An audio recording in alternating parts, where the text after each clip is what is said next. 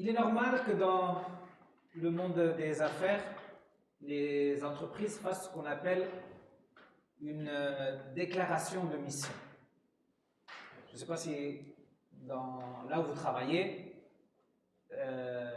votre employeur, votre boîte a une déclaration de mission. Normalement, c'est une déclaration qui est orientée vers l'action, une devise, un slogan qui dit le qui, le quoi et le pourquoi de l'existence de cette entreprise. Et cette déclaration sert souvent à se distinguer, à faire la différence entre les différentes entreprises de la même branche d'activité. Par exemple, chez Tesla, la déclaration de mission, c'est accélérer la transition mondiale vers une énergie durable. C'est clair.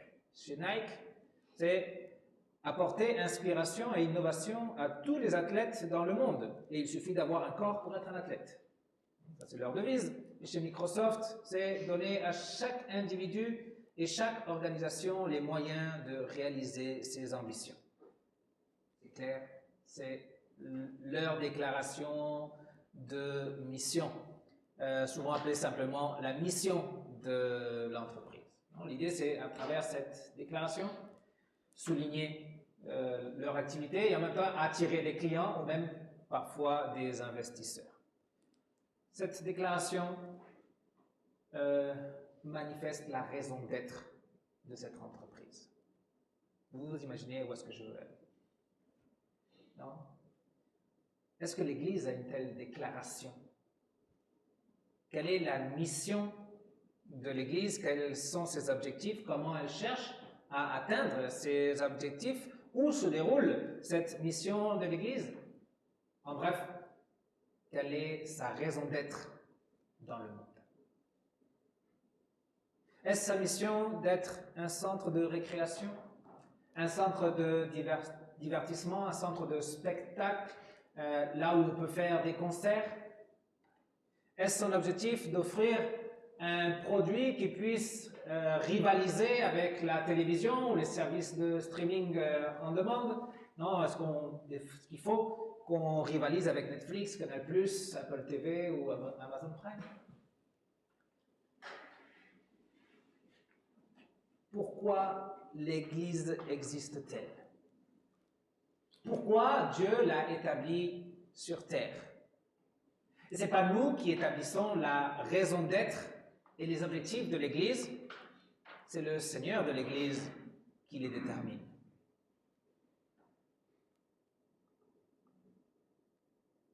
Dès le début, Jésus a choisi et appelé plusieurs disciples, plusieurs personnes à le suivre.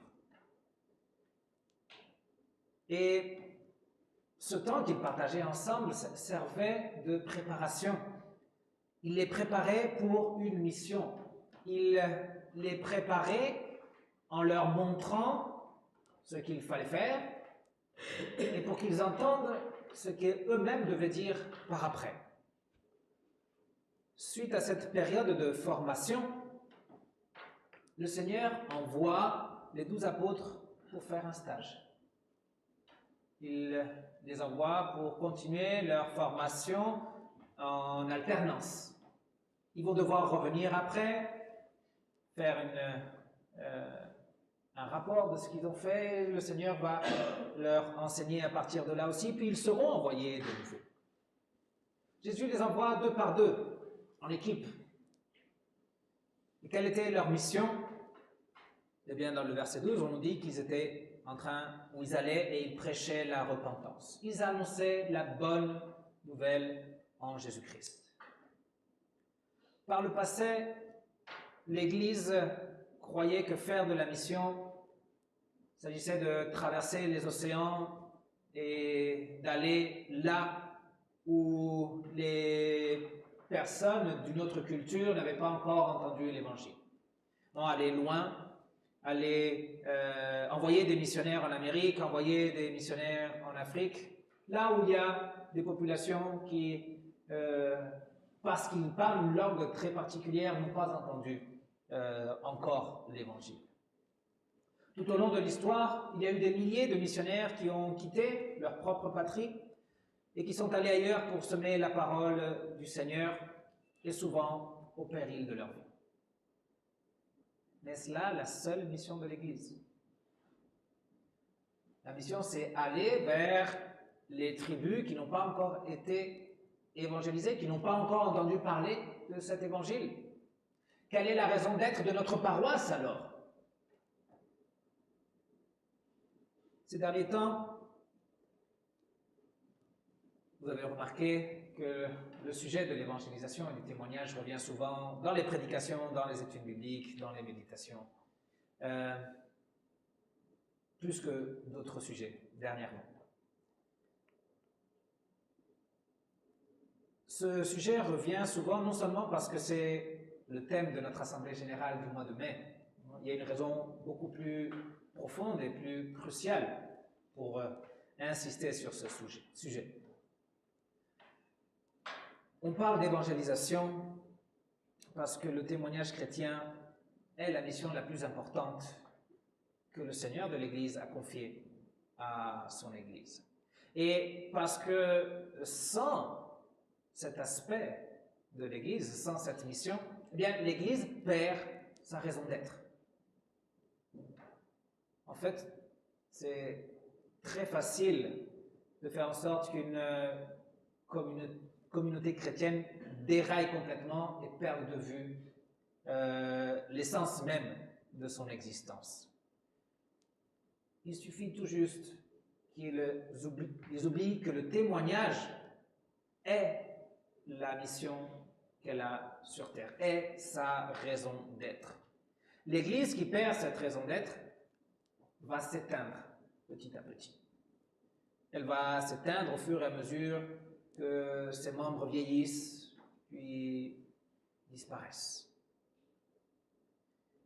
Les églises qui ont perdu de vue cette raison d'être n'ont plus de croissance.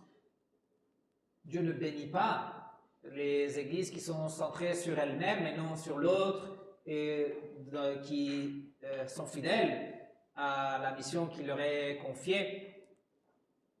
Dieu ne bénit pas les églises qui n'appellent pas à la repentance. Dieu ne bénit pas les églises où l'évangile de la grâce de Dieu en Jésus-Christ n'est pas annoncé.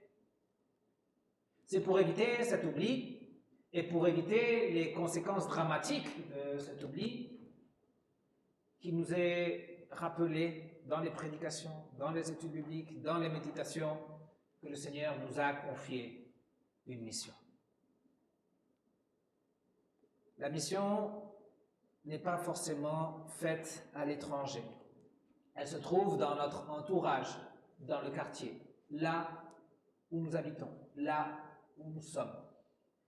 Parmi nos collègues, à l'école, au lycée, à la fac, au travail, souvent dans notre propre famille, parmi nos amitiés. La mission se déroule là où le Seigneur nous a placés. Et il nous a placés à un endroit précis pour que nous soyons sa voix, cette voix qui appelle les brebis perdues, afin que nous soyons sa lumière pour éclairer ceux qui sont encore dans les ténèbres, afin que nous soyons ses représentants, ses ambassadeurs, afin que nous soyons ses mains, afin que nous soyons ses prêtres. Et comment accomplissons-nous cette mission? La meilleure façon de répandre l'Évangile est de vivre l'appel que nous avons reçu. C'est de l'incarner. Là où Dieu nous a placés, il s'agit de vivre ce que nous croyons tout le temps. Et pour ça, il faut qu'il y ait de la cohérence. De la cohérence entre ce que nous confessons croire le dimanche et ce que nous faisons les 6 autres jours de la semaine. Cette cohérence se manifeste dans notre comportement, dans nos intentions envers le prochain, où que nous soyons et avec quiconque nous entoure. La bonne nouvelle, c'est ce que nous devons répandre. Et cette bonne nouvelle est censée être répandue, accompagnée d'actions concrètes, des Des actions qui attestent que la personne qui parle pratique ce qu'elle dit. Jésus a dit que les gens allaient savoir que nous étions ses disciples parce que nous nous aimions les uns les autres. Donc Jésus a donné un ordre à son Église. Il n'a pas donné une option. Quand il dit « allez », il le dit à tout le monde. « Allez, faites de toutes les nations des disciples ». C'est la mission que Jésus nous confie. Jésus lui-même ne s'est jamais installé quelque part à attendre que les gens viennent vers lui. C'est lui qui était continuellement dans la recherche de ceux qui avaient besoin de lui, de ceux qui avaient besoin de son message, de ceux qui avaient besoin de son service. Et dans sa quête des perdus, Jésus est allé jusqu'à assumer la responsabilité de tous les péchés de chaque être humain et de payer le prix de ces péchés-là. Dans sa quête pour nous sauver, Jésus a offert volontairement sa vie à la place de la nôtre.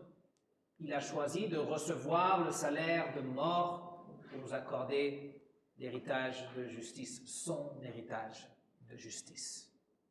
Jésus a versé son sang précieux sur la croix afin d'établir une alliance parfaite, une alliance éternelle, une alliance de pardon, une alliance de vie, une alliance dans laquelle on entre parce qu'on croit en lui. Jésus n'est-il pas merveilleux? Son amour n'est-il pas incomparable?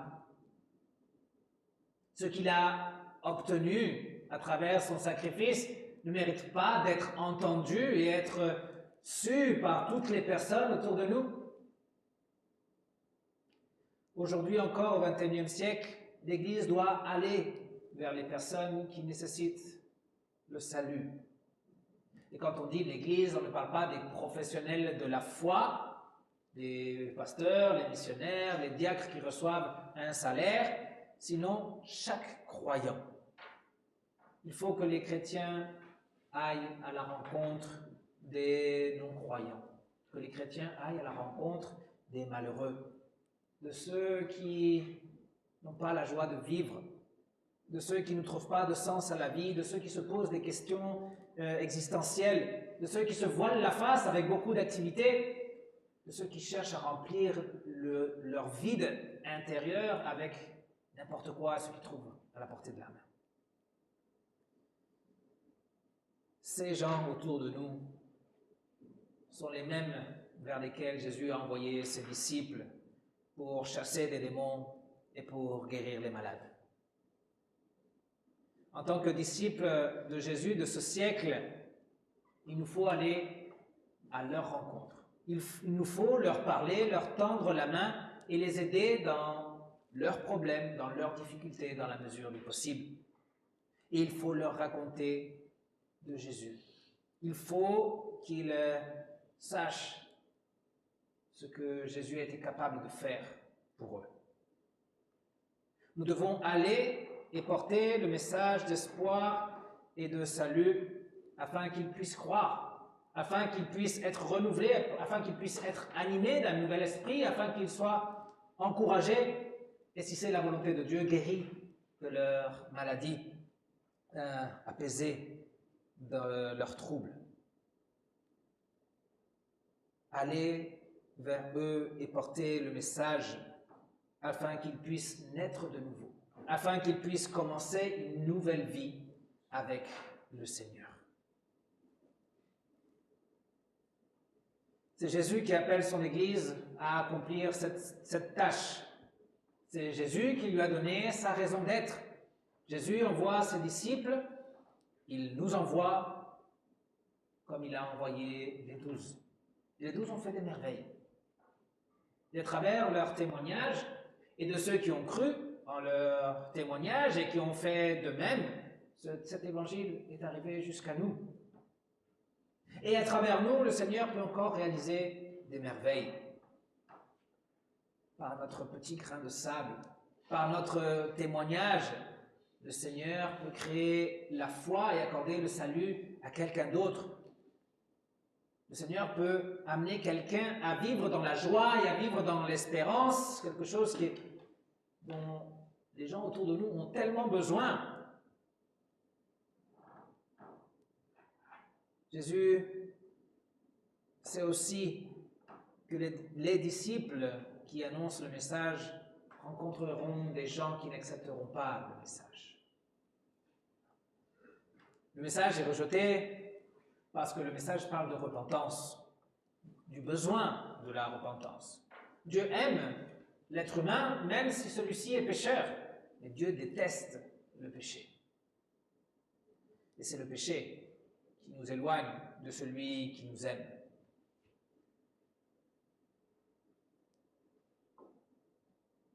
Repentez-vous et croyez à la bonne nouvelle, disait notre Seigneur Jésus, c'est enregistré dans Marc chapitre 1. Si vous ne vous repentez pas, vous périrez tous de même, disait Jean-Baptiste. Et c'est le même message que l'Église continue et a continué d'annoncer pendant les siècles. Le message de la repentance n'est pas bien reçu de nos jours. Le message de la repentance est antipathique. Le message de la repentance ne plaît pas, il va à contre-courant. Aujourd'hui, les gens ne se repentent plus. Les gens peuvent regretter certaines choses qu'elles ont faites, mais la repentance, dans le sens de la crainte de Dieu, dans le sens de la crainte du jugement de Dieu, ça ne va plus. Faut-il alors modifier notre message et la raison d'être de l'Église? Faut-il changer le message pour plaire? Du temps de Jésus, les gens non plus ne voulaient pas se repentir. Du temps de Jésus, le message aussi n'était pas bien reçu, il était aussi antipathique. Pourquoi? Parce que l'humanité se résiste à s'humilier devant Dieu. Elle se résiste à reconnaître ses fautes, à confesser ses péchés. Et pourtant, la repentance est nécessaire au salut. Repentance, pardon de Dieu et vie nouvelle en Christ. C'est le message que Dieu nous a confié à nous, ses disciples, pour que nous puissions en témoigner. C'est notre devise, c'est notre raison d'être. Il y a 20 siècles, ils étaient 12 à être envoyés, 2 par 2. 6 petits groupes de personnes. Aujourd'hui, dans notre paroisse, nous sommes plus que 12. La mission de l'Église, sa raison d'être, n'est pas de chasser les démons, n'est pas de guérir les malades physiquement, comme l'ont fait les disciples, comme l'a fait Jésus. Ces choses servaient comme des signes qui accompagnaient et qui soutenaient la prédication, l'annonce des disciples. L'essentiel de la mission de l'Église a toujours été l'annonce du message du salut à travers la foi en l'œuvre rédemptrice de Jésus-Christ. Nos bonnes actions, le travail de bienfaisance de l'Église est un soutien de ce message. Par nos actions et par notre intérêt sincère des besoins de notre prochain, nous donnons des exemples concrets de l'amour concret de notre Dieu. Ce message dont nous parlons. Mais l'essentiel reste le message du salut en Christ. Et parce que c'est l'essentiel, Jésus, avant de monter au ciel, réaffirme aux disciples cette mission en leur disant « Allez, faites de toutes les nations des disciples, baptisez-les au nom du Père, du Fils et du Saint-Esprit et enseignez-leur à mettre en pratique tout ce que je vous ai prescrit. » C'est ce qu'il est écrit dans l'évangile de Matthieu. Mais il est aussi écrit dans le livre des Actes des Apôtres. Vous recevrez une puissance lorsque le Saint-Esprit viendra sur vous et vous serez mes témoins à Jérusalem, dans toute la Judée, dans la Samarie et jusqu'aux extrémités de la terre. Reconnaissons toujours que nous sommes aujourd'hui dans la foi grâce aux efforts des chrétiens qui nous ont précédés. grâce à ceux qui ont pris au sérieux ce commandement, qui ont pris au sérieux cette mission tout au long des 20 derniers siècles. C'est maintenant notre tour. C'est notre tour de contribuer au salut de ce monde. C'est notre tour de nous impliquer dans l'annonce de la bonne nouvelle. C'est Jésus qui nous invite en disant « Venez à moi, vous qui êtes fatigués, courbés sous un fardeau, je vous donnerai du repos. » Et qui accomplit cette promesse en nous accordant du repos. C'est le même Jésus qui dit à son Église « Allez témoigner de la bonne nouvelle. » C'est ce même Jésus qui nous soutiendra conformément à sa promesse, parce qu'il a dit qu'il serait avec nous tous les jours jusqu'à la fin du monde. De chacun de nous, il attend que nous portions le message de la vie éternelle à ceux qui nous entourent. Il nous envoie, tout comme il a envoyé ses disciples, parce que nous sommes ses disciples aujourd'hui dans ce siècle. Il nous envoie là où nous sommes. Il nous envoie pour que nous travaillions avec ceux qui nous entourent.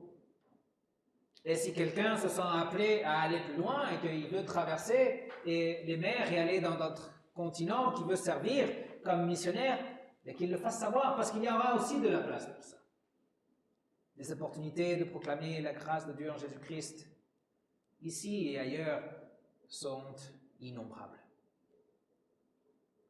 Suivons cet appel avec fidélité et n'ayons pas peur d'annoncer les merveilles de notre Seigneur afin que ces merveilles puissent se réaliser dans la vie de ceux que nous aimons.